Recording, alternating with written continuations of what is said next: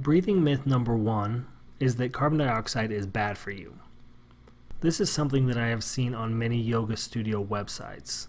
They're advertising for a class to come in and oxygenate your body and get rid of the toxic waste gas carbon dioxide. Well, the truth is that carbon dioxide is far from a waste gas. It is a byproduct of metabolism, but it plays many important roles inside of the body. Now, to understand the roles of carbon dioxide, it's important to understand the physiology of hyperventilation. If you have not experienced a hyperventilation attack for yourself, you've probably at least seen one, if not in person, then on TV. But it's generally characterized by big breaths in and out through the mouth with the shoulders and chest rising and falling. It's just big breathing, and that's the most simple definition of hyperventilation. It's breathing more air than your body needs.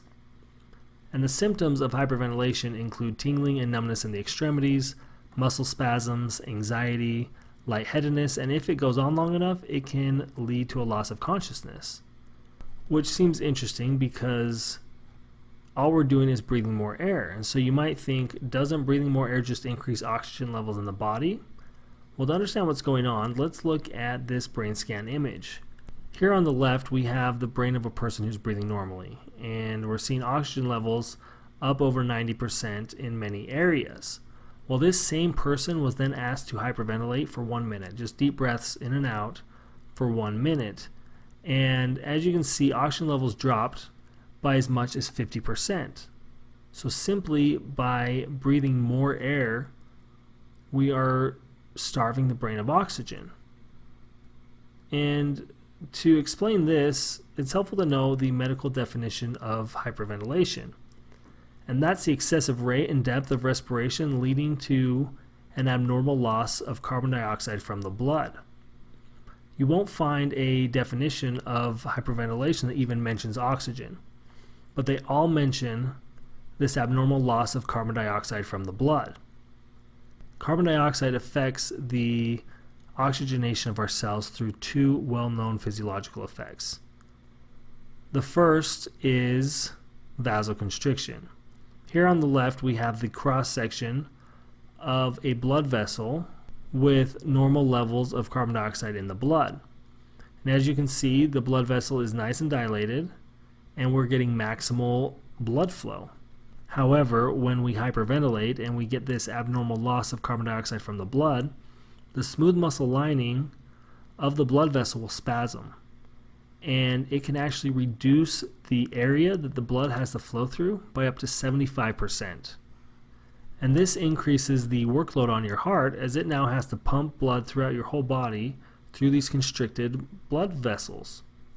Well, to make matters worse, we have the BOHR effect, which teaches us that carbon dioxide signals the release of oxygen from the blood. Hemoglobin is the molecule inside of your red blood cells that bonds to the oxygen and carries it throughout the body until it's signaled to release it. When we hyperventilate and carbon dioxide levels drop, hemoglobin will just hold on to more of the oxygen and make less available to the cells.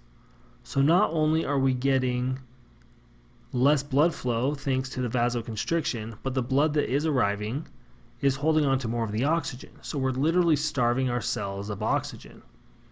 And this is a big deal because all chronic pain, suffering, and diseases are caused by a lack of oxygen at the cell level.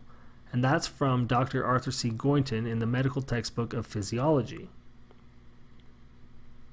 Minute ventilation is a medical measurement of the volume of air that a person breathes in 1 minute's time. And the normal range is here in this gray bar, 4 to 6 liters per minute. And back in the 1920s, 30s, and 40s, that is where people naturally breathed. However, starting in the 1950s, something started to change, and over the next several decades, breathing volume increased to where today the average person breathes 12 liters of air per minute. That's 2 to 3 times the normal range of 4 to 6 liters per minute. This is what we call overbreathing. It's not that people are having a hyperventilation attack all the time. It's just that every hour of the day we're breathing more air. Our baseline breathing volume has increased. So it's a chronic form of hyperventilation. And it's estimated that over 90% of adults chronically overbreathe, most without even knowing it. It's just not something that we even talk about. And just as an interesting little statistic, a single sigh can reduce blood flow to the brain by 2 to 6% because we're exhaling enough carbon dioxide to get that vasoconstriction that reduces that blood flow to the brain. So truth number one is that carbon dioxide is essential in the delivery of oxygen to the cells of the body.